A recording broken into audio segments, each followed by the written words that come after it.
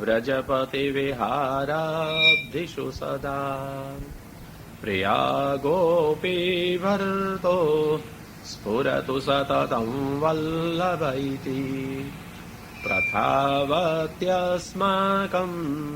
हृदि सुभगमूर्ते सकरुणा श्रीभागवत प्रतिपद मणिवर भावांशुभूषिता मूर्ति श्रीवल्लभाभिधान स्तनोतु निजदासस्य सौभाग्यम् श्रीमद्वृन्दावनिन्दु प्रकटितरसिका नन्दसन्दोहरूप स्फुर्जदरासादिलीला मृतजलधिभरा क्रान्तसर्वोऽपि शाश्वत् तस्यैवात्मानुभाव प्रकटनहृदय स्याज्ञया प्रादुरासीत् भूमौ यः सन्मनुष्या कृतिरपि करुणा स्तं प्रपद्ये हुताशम्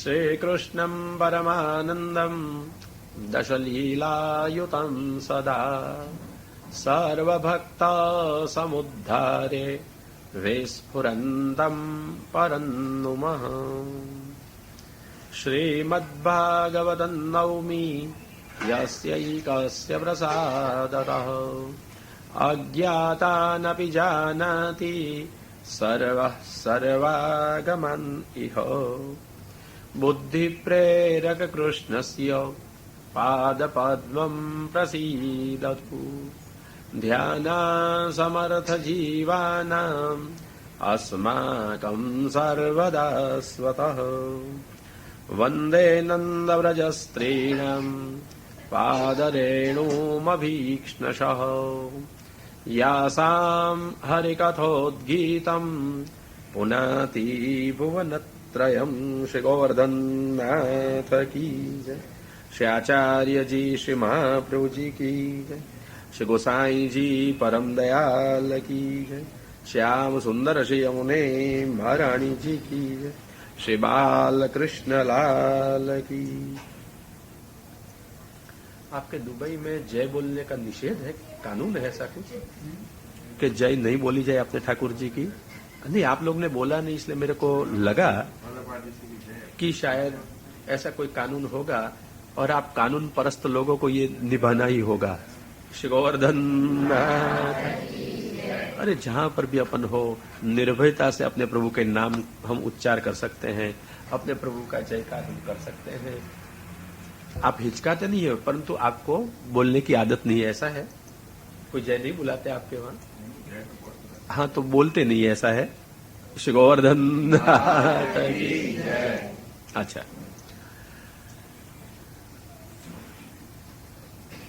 पुष्टि मार्ग के बारे में कुछ नींव की बात कल सोची थी। हम जिस मार्ग पर चलते हैं, मानते हैं हम पुष्टि मार्ग यह है।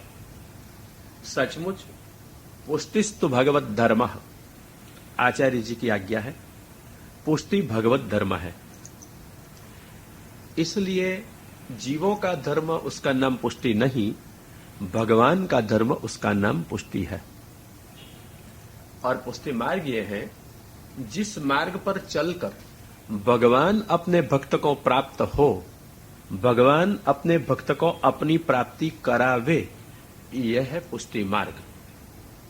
अपने चलने का मार्ग वो पुष्टि मार्ग नहीं है, भगवान को चलने का मार्ग यही पुष्टि मार्ग है। जिस पथ पर चलकर भगवान अपने भक्त तक पहुंचते हैं, अपने भक्त को अपनी प्राप्ति करा देते हैं। भक्त भगवान को प्राप्त नहीं करता है, भगवान भक्त को अपनी प्राप्ति कराते हैं अपनी, यही मार्ग है पुष्टि मार्ग। अणुभाष्य में श्री महाप्रभु जी ने कहा है, स्वरूप बलेन स्वप्रापणम पुष्टि ही। जीव के कोई साधन की अपेक्षा के बिना, पात्रता की अपेक्षा के बिना, आगे चलकर इच्छा की अपेक्षा के बिना भी स्वयं भगवान अपने ही स्वरूप बल से, अपने ही सामर्थ्य से आप अपने आप ही साधन करके जीवों को अपनी प्राप्ति, पुरुषोत्तम की प्राप्ति करावे, यही मार्ग है पुष्टि मार्ग, यही है पुष्टि। आई समझ बात? स्वरूप बल से स्वप्रापण, यह स्व का अर्थ जीव की, जीव को प्राप्ति करावे वो पुष्टि मार्ग नहीं, जीव को पुरुषोत्तम की प्राप्ति करावे ये पुष्टि मार्ग है, ये पुष्टि है। उपनिषद में भी कहा है, कठोपनिषद और मांडुक्योपनिषद दोनों में है, यमे वै शवृणुते सतेन लभ्य। भगवान जिसको चाहे मिलते हैं, उसको लब्ध हो जाते हैं, लभ्य हो जाते हैं, जिसको भी चाहे। यमे वै शवृणुते, यम शब्द को कोई विशेषण नहीं है, मतलब जैसा भी जीव होगा, अनपढ़ या पढ़ा हुआ, पंडित या मूर्ख, पैसा वाला या गरीब, कला वाला या कला रहित, दोष वाला या निर्दोष, भक्ति वाला या भक्ति रहित, कैसा भी जीव होगा, अगर भगवान ने पसंद कर लिया, तय कर लिया, मुझे उसको मिलना है, अपने आप वो मिल जाएंगे। बस इतनी सी आसान बात है। और यही है भगवान की पुष्टि, जहां स्वयं भगवान ने जीव का वर्ण किया, जीव को पसंद किया, अपना है, माना, स्वीकारा। ऐसे तो सारे जीव है तो भगवान के ही, सारे सृष्टि में जो कुछ पदार्थ है वो भी है तो भगवान के ही। अपने होते हुए भी भगवान जिसको अपना माने, यही होते हैं भगवान के अनुग्रहित जीव। जैसे हमारे परिवार में हमारे सब है तो अपने ही, निज संबंध वाले, शरीर संबंध वाले, परंतु कई व्यवहार की विषमता के कारण सब अपने लगते हैं। उत्तर मत देना, मन में रखना। एक ही घर में रहते हुए लोगों को, एक ही परिवार में रहते हुए लोगों को सब अपने होते हुए भी शरीर से अपने हैं, व्यवहार से शायद अपने हैं, हृदय से अपने हैं, ऐसा लगता है कि अपनापन नहीं लगता है। तो जिससे हृदय से लगाव हो जाता है, लगता है ये मेरा है, चाहे उससे हमारा शरीर से संबंध हो या न हो, कोई सगाई या रिश्ता इससे हो या न हो, परंतु अगर हृदय का संबंध किसी से होए, मन किसी से मान गया या मिल गया, लगता है ये मेरा है, संबंध के बिना भी। ठीक ऐसी तरह से सृष्टि में जितने भी जीव है वो सब भगवान के ही है, भगवत संबंध वाले भी हैं। फिर भी जिसका हृदय संबंध भगवान के साथ है, अथवा भगवान ने जिसके साथ हृदय का संबंध जोड़ दिया, यही भगवान के लिए निजजन हो जाते हैं। भगवान उनको पसंद करते हैं, भगवान उसका वर्ण करते हैं, उसको वर्ण कहा जाए। यमे वैश वृणोते, यम कोई भी जीव हो, मैं तो कहता हूं कोई भी जाति वाला हो, स्त्री हो या पुरुष हो, हिंदू हो या मुसलमान हो। हमारे 84-252 में कई मुसलमान भी थे जो परम भागवत माने गए, रसगान जी वगैरह। तो इन लोगों ने भगवान ने चुन लिए, इन लोगों को भगवान ने चुने, ये मेरे हैं, मैं इनको मिलूं। तो इनको चलकर भगवान मिले, सामने चलकर मिले हैं। अली खान जी भी थे, इनकी बेटी भी थी, सबको मिल गए भगवान अपने आप। यही पुष्टि का स्वरूप है। अगर सरलतम उसका स्वरूप समझना तो एक अच्छा प्रसंग है। एक दफा बिरबल को अकबर बादशाह ने पूछा, मालिक कैसे मिले, मतलब भगवान कैसे मिले। बिरबल था तो बुद्धिशाली, उत्तर तो तुरंत दे सकता था हर बात का, परंतु उत्तर नहीं मिलता था इस बात का, क्योंकि भगवान बुद्धि का विषय नहीं, बुद्धि से पर है। भाव का विषय भगवान होता है, भक्ति का विषय भगवान होता है। इसलिए बुद्धि वाला भगवान के बारे में कुछ बता नहीं सकेगा, ये तो बताएगा प्रेम वाला, उसको पता है भगवान क्या है। इसलिए बिरबल कितना भी बुद्धिशाली था, न शास्त्र के संस्कार थे न भक्ति के, इसलिए वो मौन रह गया, उत्तर नहीं दे पाया। तब अकबर ने कहा, आज तक तूने हमारे सारे प्रश्न के उत्तर अच्छी तरह से दे दिए, ये प्रश्न का उत्तर तू नहीं दे रहा है। अगर ये उत्तर नहीं मिला मैं तुझे मार दूंगा। 3 दिवस देता हूं, उत्तर दे। बिरबल घबरा गया, घर में आया। बहुत बहुत बुद्धि से प्रयत्न करने पर भी कोई निर्णित उत्तर नहीं मिला। कुछ बात समझ में नहीं आई, भगवान कैसे मिले। फिर दिंगमूढ़ सा घर में बैठ ही रहा था। मरना तो निश्चित था 3रे दिवस पर। न खाना प्रिय लगता है, न सोना, न नींद आती है, न भूख लगती है, क्योंकि मृत्यु के भय से क्या प्रिय लगता है। फिर सारी प्रियता चली गई, जीवन में से मानो रस उड़ गया। छोटी सी बच्ची ऐसी घर में थी, उसने पूछा, अरे दादाजी, आप इतने निराश क्यों दिखते हो, व्यग्र और व्यस्त क्यों दिखते हो, कहिए ना, क्या मुसीबत है आपको। तो बड़ों की मुसीबत को बच्चों को कैसे ख्याल आवे, इसलिए उसने कहा, बेटा ये तेरा काम नहीं है, तू तेरा काम कर। लड़की को दादाजी अति प्रिय थे, इसने फिर से पूछा, नहीं नहीं फिर भी कहिए तो सही। बेटा कहा ना, तू नहीं समझ सकती है, बड़ों की बात में नहीं आना चाहिए, फिर आप इतने उद्विग्न क्यों हो। बेटा कुछ ऐसे प्रश्न पूछे गए जिसका उत्तर मुझे नहीं मिल रहा है। फिर बच्ची ने कहा, दादाजी आप ही मेरे को कहते थे, अपन को जिस प्रश्न के उत्तर नहीं मिले तो अपने गुरुजी से पूछने चाहिए। कई दफा ऐसा होता है कि बड़े लोगों को भी ये छोटे छोटे बच्चे अच्छा मार्ग दिखा देते हैं। भूल गया था ये बड़ा बिरबल कि गुरु कोई होता है और उसे पूछना चाहिए। लोग अपनी अपनी मान्यता से चलते हैं, कौन गुरु को पूछता है, कौन शास्त्रज्ञों को पूछता है। अपनी मान्यता, अपनी भावना मानकर अपनी कल्पनाओं में राचते हैं, अपनी कल्पनाओं में चलते हैं। शास्त्रज्ञों को, गुरुजनों को पूछकर निर्णय नहीं करते हैं, अपने राह पर चलते हैं। इसलिए गुमराह कभी कभी होना संभव हो जाता है। छोटी सी बच्ची ने कह दिया, आपके गुरुजी से पूछो ना, गुरु नहीं है आपके कोई। याद आया, है तो सही मेरे गुरु, भूल गया, पूछा नहीं। श्री वल्लभाचार्य के सुपुत्र श्री विठलनाथ जी, श्री गोसाई जी इनके गुरु थे। आया गोकुल में, श्री गोसाई जी से विनती की कि महाराज मालिक कैसे मिले। गोसाई जी ने पूछा, किसने पूछा है, ये तेरा प्रश्न है। नहीं महाराज, अकबर जी ने मेरे को पूछा है। अच्छा, अकबर को कहना मेरे को मिल जाए, उत्तर मिल जाएगा। गोसाई जी के प्रति अकबर का बहुत सम्मान था और इसलिए अकबर गोसाई जी के पास में आया।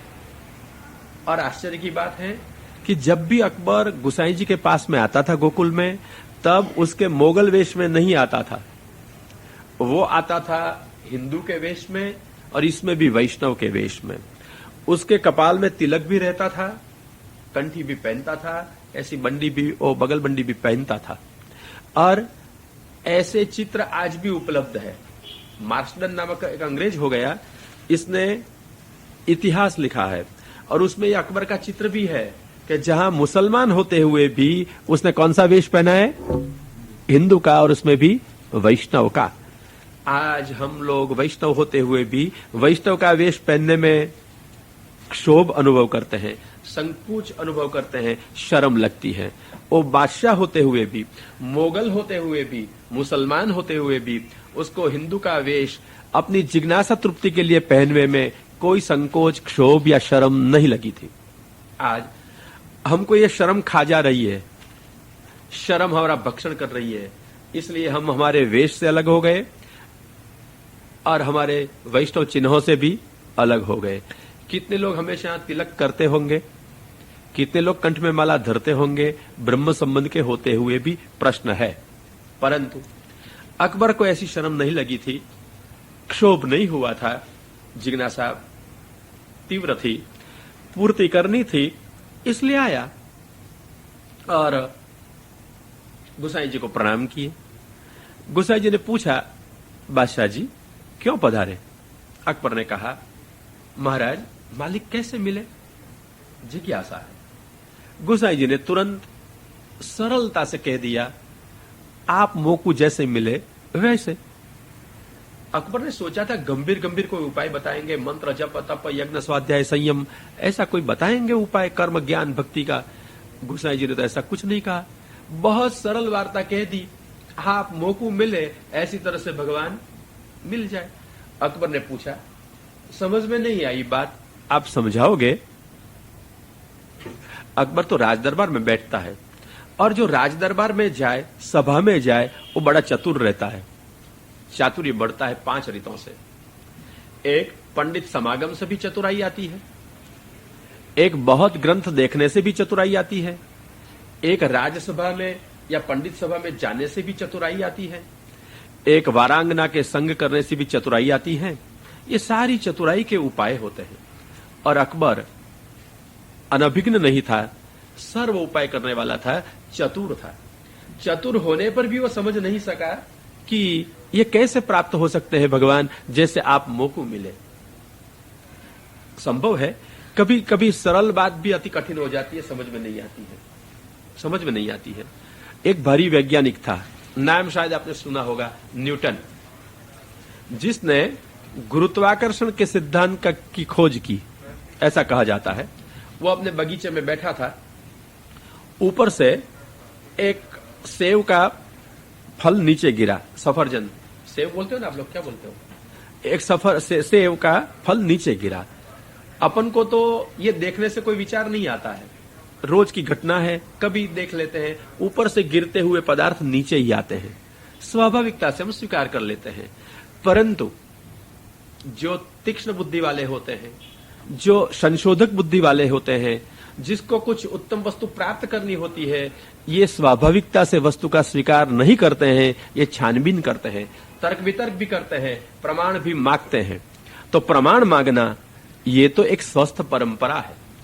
कोई कुछ कहे वो मान लेना, वो स्वस्थ परंपरा नहीं है। स्वस्थ परंपरा है वो कहां लिखा है, किसने कहा है, पूछ सकते हो। जो कहा है उसका अर्थ क्या है, समझ सकते हो, सोच सकते हो, तभी सही रास्ते पे चलेंगे। इसलिए ये प्रमाण की एक परिपुष्ट परिपाटी है। गीता में कृष्ण ने भी कहा है, यह शास्त्र विधि मुत्सृज्य वर्तते कामकारतः न सिद्धिमवाप्नोति नाप्नोति च परां गतिम् तस्मात् शास्त्रम प्रमाणन्ते कार्याकार्य व्यवस्थितौ। आपको क्या करना और क्या नहीं करना, उसमें आपके संयोग, आपकी पसंदगी, आपकी अनुकूलता, आपके स्वजनों की भी अनुकूलता प्रमाणभूत नहीं है। क्या करना और क्या नहीं करना निश्चय शास्त्र से होता है। शास्त्रम प्रमाणन्ते, शास्त्र प्रमाण है। जब तक शरीर का अनुसंधान है तब तक वल्लभाचार्य जी भी तृतीय स्कंद सुबोधिनी में आज्ञा करते हैं कि वर्णाश्रम धर्म एवं शास्त्र में कहे हुए धर्म का ही अवलंबन करना चाहिए। जब प्रेम में मग्न हो जाए, देह दशा का अनुसंधान न रहे, तब ही भगवत धर्म स्वधर्म होते हैं। अब आपको प्रमाण की अपेक्षा नहीं है। कब? फल दशा में। जब तक फल दशा में न पहुंचे तब तक प्रमाण प्रमेय साधन और बाद में फल तो आता है, तब तक प्रमाण अनिवार्य है, आवश्यक है, शास्त्र मार्ग से ही चलना होता है। आचार्य जी ने भी यही शास्त्र प्रमाण परंपरा का स्वीकार किया है। वेदाः श्री कृष्ण वाक्यानि व्यास सूत्राणि चैवहि समाधि भाषा व्यासस्य प्रमाणं तच्चतुष्टयम्। 4 प्रमाण महाप्रभु ने शास्त्रार्थ प्रकरण निबंध में गिनाए हैं, स्वीकार किए हैं अपने लिए। सबसे पहले वेदाः, वेद प्रमाणभूत है, बहुवचन है, मतलब एक वेद के 4 विभाग और उसके उपवेद, ये सब प्रमाण है। जो लिखा है सब स्वीकार्य है, वेदाः। और दूसरा श्री कृष्ण वाक्यानि, श्री कृष्ण के वाक्य। गीता ऐसा नहीं कहा, मतलब ये नहीं कि गीता महाप्रभु जी को अप्रमाण है या गीता का खंडन आचार्य चरण ने किया है, ऐसा कहना भी कोई कुतर्क है या अज्ञान है। महाप्रभु जी ने गीता का खंडन नहीं किया, शास्त्रार्थ प्रकरण का नाम ही आपने गीतार्थ रखा है,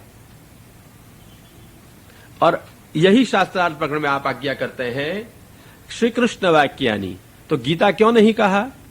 छोटा सा ही कारण है कि गीता में तो धृतराष्ट्र के वाक्य भी है, आरंभ वहां से ही होता है, धर्म क्षेत्र कुरुक्षेत्र से। संजय के वाक्य भी है और अर्जुन के वाक्य भी है। आचार्य चरण कहते हैं ये वाक्य हमारे लिए प्रमाण नहीं है, ये इनके लिए, बोलने वाले के लिए ही, अभिप्राय के लिए ही प्रमाण है। हमको तो प्रमाण है, स्वीकार्य है गीता में से कृष्ण वाक्य, समझ गए बराबर? तो गीता को भी आचार्य चरण ने प्रमाण मानी है और कहते हैं गीता तो अति संक्षिप्ता, गीता संक्षिप्त है और यही गीता के विषयों का विस्तार विशिष्ट रूप से भागवत में किया गया है। इसलिए गीता का ही विस्तार है श्रीमद् भागवत। इसलिए गीता भी प्रमाण है और भागवत भी आपके लिए प्रमाण है। इसलिए श्री कृष्ण वाक्यानि द्वितीय प्रमाण हुआ। फिर व्यास सूत्राणि, व्यास जी के तत्व सूत्र, ब्रह्म सूत्र जिसे कहा जाता है, जिसे वेदांत कहा जाता है, जिसके ऊपर महाप्रभु ने अणुभाष्य नामक टीका लिखी है, जो आप लाई थी आज। तो ये अणुभाष्य ब्रह्मसूत्रों की टीका है, आचार्य चरण ने की हुई। तो ये ब्रह्मसूत्र भी प्रमाण माने गए हैं और चकार से ब्रह्मसूत्र से विरोधी न हो ऐसे पूर्व मीमांसा के जैमिनी सूत्र भी आचार्य जी ने प्रमाण माने हैं। प्रमाण कर समझ गए ना? यथार्थ ज्ञान कराने का साधन, उसका नाम है प्रमाण। प्रमाकरणम, प्रमा है यथार्थ ज्ञान, उसका साधन है प्रमाण। जिससे यथार्थ ज्ञान हो यह प्रमाण है। उसमें वेद, फिर गीता के कृष्ण वाक्य, फिर ब्रह्मसूत्र और जैमिनी सूत्र, और चौथा समाधि भाषा व्यासस्य, व्यास की समाधि भाषा मतलब श्रीमद् भागवत। भागवत में 3 तरह की भाषा है, समाधि भाषा, परमत भाषा अथवा मतांतरी भाषा और लौकिक भाषा एवं समाधि भाषा। हो गई 3। लौकिक भाषा लोकवत वर्णन हो, लौकिक भाषा है। मतांतर अथवा परमत भाषा जहां व्यक्ति अपने उद्गार अभिप्राय कर रही हो, कह रही हो, वहां परमत भाषा या मतांतर भाषा है। और समाधि भाषा जहां सुखदेव जी समाधि में देखी हुई बात व्यास जी की वर्णन करते हुए कह रहे हैं, वह समाधि भाषा है। महाप्रभु कहते हैं समाधि भाषा को अनुकूल हो ऐसी लौकिक और परमत एवं मतांतरी भाषा हमको प्रमाण रूप से स्वीकार्य है, नहीं तो बोलने वाले के अभिप्राय से ही प्रमाण है, सर्वथा नहीं। इसलिए 4 हो गए प्रमाण ना। आचार्य चरण ने स्वीकार किया 4 प्रमाणों का। कौन से? वेद और गीता के श्री कृष्ण वाक्य, फिर ब्रह्मसूत्र और अविरोधी जैमिनी सूत्र पूर्व मीमांसा, और बाद में श्रीमद् भागवत व्यास की समाधि भाषा। प्रमाण में तत्चतुष्टयम, ये 4 प्रमाण है। कब तक? जब तक पूर्ण ज्ञान नहीं हुआ है ब्रह्म का, तब तक। जब ब्रह्म का पूर्ण ज्ञान हो गया तब प्रमाणम सर्वमेव ही, सब कुछ प्रमाण है। शास्त्र में जो कुछ कहा वो सब प्रमाण है, क्योंकि भगवान की नाम लीला है। और विरोध न रहे ऐसी तरह से अर्थ करने का, विरुद्धांश परित्यागा। ये ऐसा नहीं कहने का कि ये विरुद्ध है इसलिए हम नहीं मानते हैं। अर्थ ऐसी तरह से करो कि विरोध न रहे, यह है विरुद्धांश परित्याग। और इससे प्रमाणम सर्वमेव ही, सब प्रमाण है। परंतु कब? सर्वज्ञ दशा, ब्रह्म ज्ञान की दशा, भगवत ज्ञान की दशा हो जाए, पूर्ण ज्ञान की, तब। और तब तक तो 4 प्रमाण हैं, वेद, गीता, ब्रह्मसूत्र और भागवत। कई लोगों का पुष्टि मार्ग में आजकल ऐसा अज्ञान है कि भागवत तो मर्यादा में आवे, गीता को महाप्रभु जी स्वीकार नहीं करें, वेद तो अपना काम ही नहीं। मैं कहता हूं वेदों का जितना आदर्श वल्लभाचार्य जी ने किया है इतना किसी ने नहीं किया है। कोई भी तटस्थ विचारक कहे बिना नहीं रह सकता कि वेद के वाक्यों का, उपनिषदों का, ब्रह्मसूत्रों का जो अर्थ वल्लभाचार्य जी ने किया है वही स्वाभाविक और यथार्थ ही अर्थ है। कोई भी देख सकता है। अर्थ में, शब्दों में खींचातानी किए बिना जो व्याकरण और कोश से अर्थ है वो वल्लभाचार्य जी ने बताए हैं, यही अर्थ है, यथार्थ है। और ये अर्थ आपने अपनी कल्पना से नहीं कहे, कहां से लाए? आप भी प्रमाण बताए। प्रमाण में तत्चतुष्टयम, प्रमाण है ये 4 हमारे लिए, महाप्रभु ने कहा। तो महाप्रभु जब प्रमाण का स्वीकार करते हैं तब हमारे लिए प्रमाण का स्वीकार है या नहीं? कि सीधे प्रमेय में जाओगे? कहां जाना है? आइए, महाप्रभु भी प्रमाण का स्वीकार करते हैं। और अपना सारा पुष्टि संप्रदाय कहां से लाए आचार्य चरण? तो एक कीर्तनकार ने कहा है, श्री भागवत सुधा निधि मथ के अपनो पंथ प्रगट जनायो। भागवत सुधा निधि का मथन किया और भागवत सुधानिधि के मथन से अपना पंथ प्रकट जनाया, तो पुष्टि मार्ग तो भागवत के अंतर्गत हुआ या बाह्य हुआ, बाहर हुआ। अगर हम दही को बिलोवे तो बिलोने से मक्खन मिलेगा, उससे घी हो सकता है। अगर ये दही में ही मक्खन न होता, घी का तत्व न होता, तो बिलोने पर कभी मिल सकता है क्या? तो महाप्रभु ने मथन किया है श्री भागवत का। अगर भागवत में पुष्टि न होती तो प्रकट हो सकती क्या भागवत से? भागवत सुधा निधि मथ के मथन किया है। और क्या प्रकट किया? अपनो पंथ प्रकट जनायो, अपना पंथ प्रकट किया, पुष्टि मार्ग प्रकट किया है। रीत प्रीत व्रजजन की जनहित जग प्रगटाई। व्रजजनों की जो रीत और प्रीत है वो सबके हित के लिए, निजजनों के लिए आचार्य चरण ने प्रकट की। कहां से लाए? व्रजजन की रीत कहां से मिलेगी? श्री भागवत के 10वें स्कंद से। इसलिए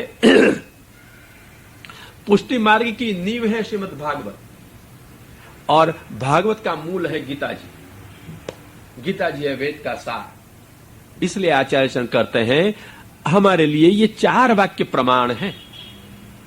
महाप्रभु ने वहां तक कहा, कृष्ण वाक्यानुसारेण शास्त्रार्थम ये वदन्ति ही ते ही भागवता प्रोक्ता शुद्धास्ते ब्रह्मवादिनः।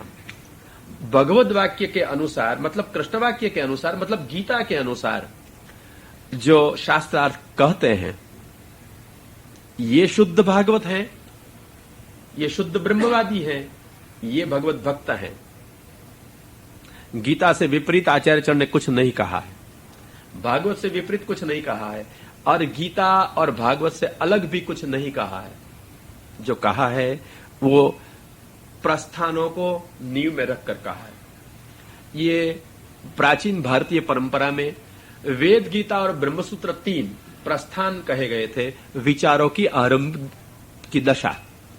आप भगवान की ओर बढ़ने चाहते हो, भगवान तक पहुंचने चाहते हो, तो पहुंचना हो तो किस तरह से पहुंचोगे? कोई रास्ता है, कोई प्रकार है, कोई रीत है, इससे पहुंच सकते हो।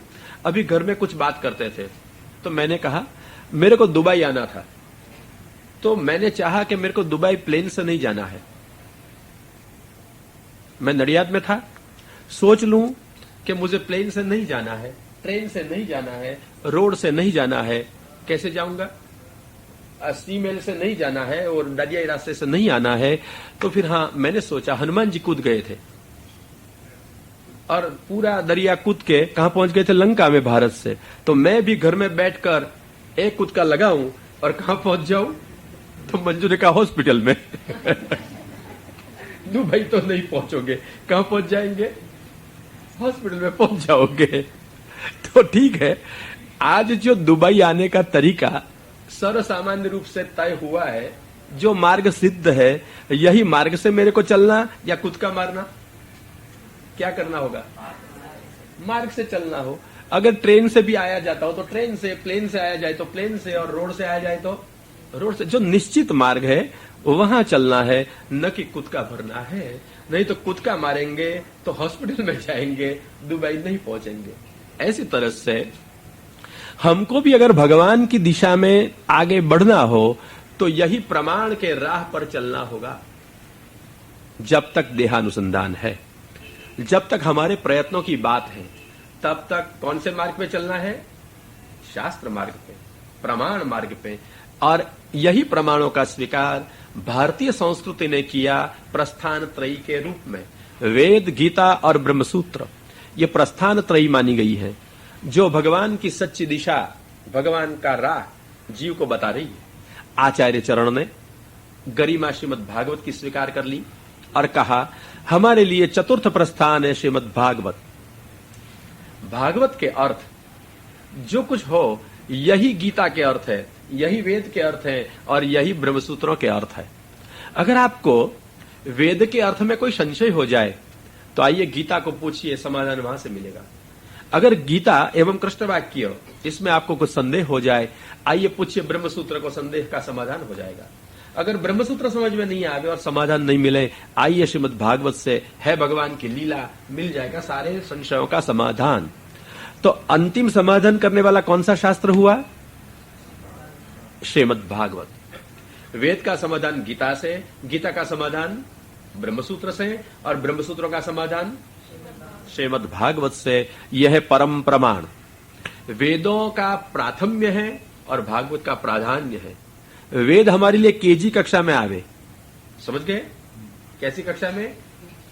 भगवान की एबीसी बतावे, और श्रीमद् भागवत पीएचडी कक्षा में आवे। एक छोटा सा नमूना बताऊं। वेद ने कहा है रसो वही सह, तैत्तरीय उपनिषद में रस वही है। बस उपनिषद को यही कहना है कि रस वही है। तो हम रस चाहते हैं, नीरस जीवन तो हमको पसंद नहीं है। रस चाहते तो कहां है और क्या है? उपनिषद में टटोला। उपनिषद ने कहा यही रस है। रसम हेवा युग लब्ध्वा आनंदे भवति। रस प्राप्त करके आप आनंदी हो जाओगे, यही उपनिषद को कहना है। परंतु रस कैसे मिले, रस क्या है? उपनिषद की बात बीजात्मक थी, और बीज में से अपन को रस कहां मिलेगा? आम की गुठली ले आए और उसको हम निचोवे तो रस मिलेगा ना, गुठलियां से, आम की होने पर भी। अच्छा, उसको जमीन में बो दे तो फिर क्या होगा? और योग्य रीत से उसका लालन पालन करे, संरक्षण करे, पोषण करे तो फिर क्या मिलेगा? अंकुरित होगा। यही बीज अंकुरित होगा। अंकुरित होने पर पौधा होगा, पौधे से पेड़ होगा, पेड़ के ऊपर डालियां होगी, उसके ऊपर पत्ते आएंगे, पत्ते के ऊपर पुष्प आएगा, और पुष्प के बन जाएंगे छोटे छोटे, क्या हो जाएगा? मरवा बोलते हैं गुजराती में, छोटी छोटी आम लग जाएगी, ठीक है? और उसमें से बड़ी बड़ी आम मिल जाएगी। अब ये आम पक्व करो, आपको क्या मिलेगा? अब होता है रस। कहां से आया? बीज में से। बीज में उपलब्ध है, सूक्ष्म रूप से होने पर भी हमको प्राप्त नहीं होता है। रस तो कहां से प्राप्त होगा? यही फल से। फल से। तो वेद आदि बीज है, गायत्री आदि बीज है, और श्रीमद् भागवत उसका फल है। तो वेदों में जो रसो वैसह कहा वो तो बीज है, और फल चाहिए। बरहा पीड़म नटवर वपु कर्णयो कर्णिकारम। ये बरहा पीड़ मनोहर प्रभु आगे माथे पे मयूर पिच का मुकुट लगा हुआ है। वेणुगीत में यह वर्णन है। जो स्वरूप भगवान ने भक्तों के हृदय में वेणु के द्वारा पधराया, कैसा था? मयूर पिच का मुकुट माथे पे धरा हुआ। मयूर पिच का मुकुट भगवान क्यों धरते हैं? आप धराते तो हो ना, सेवा तो सब करते हो ना, क्यों धरते हैं मयूर पिच का मुकुट? क्या है? लिखा है, परंपरा है, सब धरते हैं, इसलिए हम भी धरते हैं। ऐसा नहीं, कोई आशय है उसके पीछे। क्यों? बरहा पीड़म, ये मयूर पिच का मुकुट का ही वर्णन है। बरह मयूर पिच है, आपीड़ शिरोभूषण है, मस्तक का मुकुट है। तो भगवान ने जोड़ कुल्हे का श्रृंगार किया लगता है। तो यहां भगवान ने चंद्रिका धरी है, मस्तक पर जोड़ धरी है। चंद्रिका को जोड़ जोड़ के बनाया जाए ना, जोड़ कही जाए, उत्सव में धरी जाए। मयूर पिच क्यों धारण किए? कि मयूर भगवान को अत्यंत प्रिय है। माना गया है कि मयूर में विषय नहीं है, आसक्ति नहीं है, वो रोता है, आंख के आंसू बहते हैं, नाचते वक्त अपनी पैरों की ओर मोर देखता है। अपनी पैरों की कुरूपता देखकर दिल भर आता है, मैं इतना कुरूप हूं, मेरे पैर ऐसे हैं, रोने लग जाता है। यही निकले हुए अश्रु पास में रही मोरनी भेल चाटती है, इससे ही आधान होता है। ये निर्विकारता है मयूर की, और भगवान को ऐसे ही विषय वासना रहित निर्विकार भक्त ही प्रिय लगते हैं, और यही प्रियता का सूचक मयूर पिच मस्तक पे धारण करते हैं। एक दफा स्वामी जी ने प्रगाढ़ मान किया था। मानगढ़ है ना, गेवर वन में, गेबर वन में, बरसाने के पास में, तब मान करके बैठ गई थी। गाढ़ मान था, मानती नहीं थी, और स्वामी जी नहीं पधारे तब तक लीला का आरंभ नहीं होता है। यद्यपि ये भी एक लीला है, मान करती है वो भी, परंतु जो रासादी लीला करनी है ये तो युगल स्वरूप से होती है। तो युगल में से एक नहीं आवे तो लीला आगे नहीं चले, इसलिए ठाकुर जी मान मना रहे थे। आज इतना गाढ़ मान था, स्वामी जी मानती नहीं थी, कैसे मनाई जाए? तब ठाकुर जी ने देखा एक मोर नाच रहा है। मोर को कहा, भैया तू जैसे नाचे से मैं नाचूंगा, और ठाकुर जी मोर की साथ साथ नाचने लग गए। नाचते नाचते जैसे मोर नाचे से ठाकुर जी नाचे। तो मोर का नाच कोई शास्त्रीय नृत्य होता है क्या? वो तो थनक थनक करता है, जैसे भी चाहे ऐसे पग लगाता है, ताल को तो होता नहीं है। था थोम थैया ऐसा ताल मयूर को कहां पता होता है, नाचता है वो तो खाली। ठाकुर जी भी ऐसे नाचे और देखकर स्वामी जी को हंसी आ गई, और हंसी आ गई तो मान तो अपने आप छूट गया। जब जब मुंह फूल जाता है ना तब मान होता है, और हंसी आवे तब मान अपने आप छूट जाता है। आपको अनुभव है ना सबको, ये तो मान छूट जाता है, रिस चली जाती है। और ठाकुर जी ने मोर को कहा, तूने आज भारी सेवा की। श्रृंगार नहीं किए थे, भोग नहीं धराया था, अनुकूलता दी थी, सानुकूलता दी थी, स्वामी जी को प्रसन्न कर दी थी। और मोर के अनुसार ठाकुर जी ने नृत्य किया था तो ठाकुर जी प्रसन्न हो गए। मोर तूने भारी सेवा की है, मोर में तेरो ऋण है, मोर तेरा ऋण मेरे मस्तक पर है। कहते हुए ठाकुर धरणी ते चंद्रिका लीनी, मोर ने एक चंद्रिका धरणी के ऊपर डाल दी थी, भगवान ने उठाई। शिरधारी गिरिधार, भगवान ने अपने मस्तक पर धारण की। मोर मैं तेरे ऋण कभी नहीं भूल जाऊंगा। और यही निर्विषयी भक्तों का ऋण भगवान कभी नहीं भूल जाते।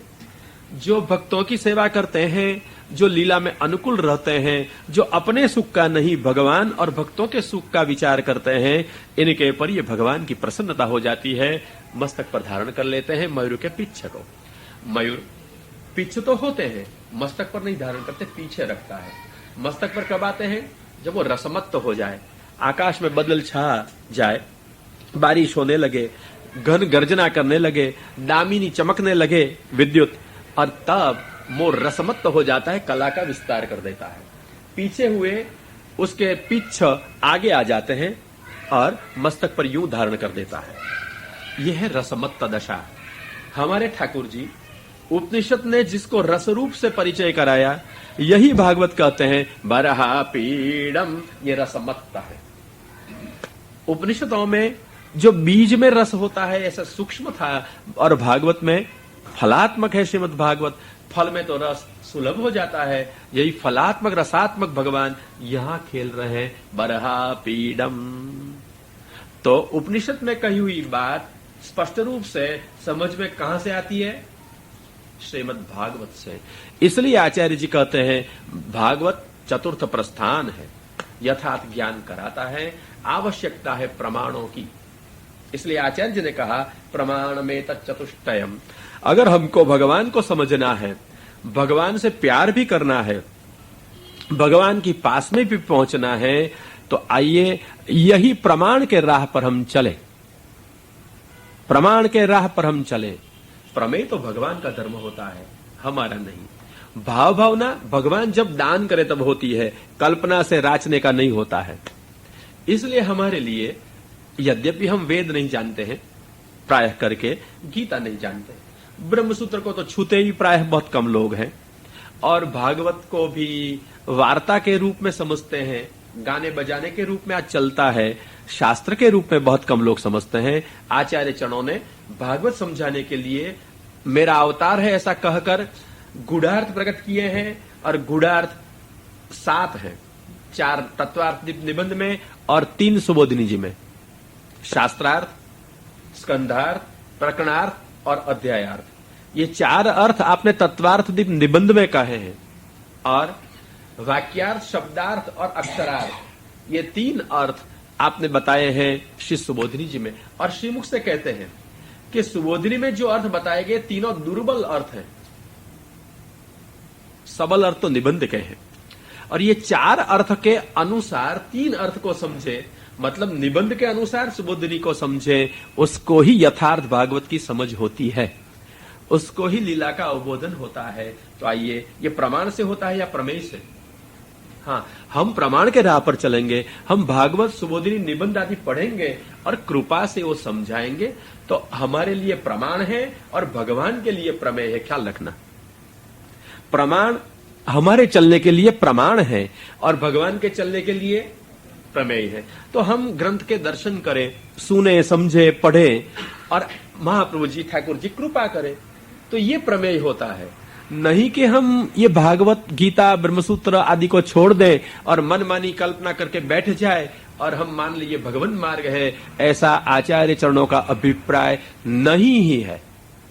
क्या अभिप्राय है? क्या अभिप्राय है? समझ में आई बात? आचार्य चरण भी इसलिए कहते हैं कि पुष्टि भी ऐसी कोई कल्पना की बात नहीं है, मैं कुछ नई बात नहीं कह रहा हूं, पुष्टि भी शास्त्र में कही हुई है। पुष्टि प्रवाह मर्यादा ग्रंथ में आचार्य जी कहते हैं, भक्ति मार्ग से कथनात् पुष्टिरस्ति निश्चयः। निश्चित है कि शास्त्रों में भक्ति मार्ग कहा है और भक्ति भगवान की कृपा के बिना सुलभ कभी नहीं होती। भगवान में प्रेम प्रभु की कृपा के बिना हो नहीं सकता, इसलिए पुष्टि अस्ति। मैंने कोई नई बात नहीं की है, पुष्टि की है, पुष्टि शास्त्र में है और इसलिए मैंने कही है जो शास्त्र में है। और शास्त्र में होने पर भी सबको पता नहीं था, आचार्य जी ने पता चलाया, बताया सबको, इसलिए सबको नया लगता होगा। परंतु महाप्रभु कहे मैंने कुछ नई बात नहीं की है, वेद में जो कहा है, गीता में जो कहा है, ब्रह्मसूत्र में जो कहा है और भागवत में जो कहा है वो ही मैं कह रहा हूं। और इसलिए दूसरे संप्रदाय के लोगों के साथ अगर कुछ बात करनी हो तो वेद गीता ब्रह्मसूत्र और भागवत से बात की जाए, परंतु हम वैष्णव परस्पर में बात करेंगे तो हमको वेद का पता नहीं, गीता का पता भी कम होता है और ब्रह्मसूत्र को छूते भी कम है और भागवत हम ठीक ढंग से 7 अर्थों से लगा नहीं सकते। तो आइए किसके वाक्यों से हम अर्थ निर्धार करेंगे? केवल श्री वल्लभाचार्य जी के। अपन को और कोई प्रमाण नहीं खोजना है, जो महाप्रभु ने कहा यही हम पुष्टि मार्गियों के लिए प्रमाण ही है। समझ गए? महाप्रभु के वाक्यों में छानबीन नहीं करने का, वो कहां से लाए, हम पुष्टि मार्गीय हैं। हमारे आचार्य जी कहे बाबा वाक्यम प्रमाणम, वह स्वीकार है हमको। तो आचार्य जी ने कहा, गोसाई जी ने जो कहा प्रमाणभूत है और इससे अविरोधी जो कोई कहे सब स्वीकार है, परंतु विरोधी स्वल्प भी कहे अप्रमाण है। और श्री हरिराय चंद्र शिक्षा पत्र में कहा है कि यो वदति अन्यथा वाक्यम आचार्य वचना जनः संस्कृति प्रेरको वापि तत्संग दुष्ट संगमः। श्री महाप्रभु ने जो कहा है, इन वाक्यों से अतिरिक्त, इन वाक्यों से विपरीत, इन वाक्यों से दूसरा अलग कोई कहे अथवा संसार में हमको दूर जाए, ले जाए, घसीट जाए, ऐसा कोई कहे, ऐसे लोगों का संग कोई भी हो दुस्संग ही है। इसलिए हमको आचार्य वाक्यों से ही निर्णय करना होगा, आचार्य वाक्यों से ही निर्णय करना होगा। उपनिषद में भी कहते हैं आचार्यवान पुरुषो वेदो, आचार्य वाला पुरुष ही भगवान को समझ सकता है। तो हमको कुछ भी समझना हो किनके वाक्यों से समझेंगे? अभी आचार्य वाक्यों से। तो हमको कोई भी उपदेश करता हो, हम पूछ सकते हैं भैया आचार्य जी ने ऐसा कहां कहा है? क्या नहीं पूछ सकते? ये प्रमाण निष्ठा आचार्य निष्ठा है। केवल कल्पना में राचना और उसको भाव भावना मान लेना ये नहीं है। भाव का प्रदान वो जब करेंगे तब होगा। प्रथम स्कंद श्री भागवत में बताया है, नारद जी को भगवान ने प्रदान किया है भाव का। अदान में ज्ञानम ऐश्वर्यम स्वस्मिन भावम च केशवः, प्रथम स्कंद के 6ठे अध्याय में कथा है। भगवान ने मेरे पर कृपा की, जब सत्पुरुषों की सेवा की, संग हुआ, सत्पुरुषों ने कृपा की, कथा सुनाई और नाम रटन करते हुए नारद जी चले, तब ये कृपा हुई थी। संत पुरुषों की कृपा के बाद ये भगवत कृपा हुई थी। और भगवान ने 3 वस्तु दी नारद जी को, ज्ञान, ऐश्वर्य, अधीनता मतलब, और स्वस्मिन भावम, भगवान में भाव। भगवान का प्रदान होता है। कब हुआ है? सत्पुरुषों के संग से। और कैसे सत्पुरुष? जिसको ब्रह्म ज्ञान था, भगवत ज्ञान था। और ये ब्रह्म ज्ञान और भगवत ज्ञान शास्त्र से निष्पन्न हुआ है, काल्पनिक नहीं है। और ऐसे जिसको प्राप्त हुआ, इन लोगों की सेवा की है। इसलिए आइए, अपन को कुछ भी यथार्थ समझना हो, आप भले वेद न जानते हो, गीता न जानते हो, ब्रह्मसूत्र न जानते हो, भागवत न समझते हो, किसके वाक्य से निर्णय करोगे आप? किसके वाक्य से? श्रीमद आचार्य वाक्य से।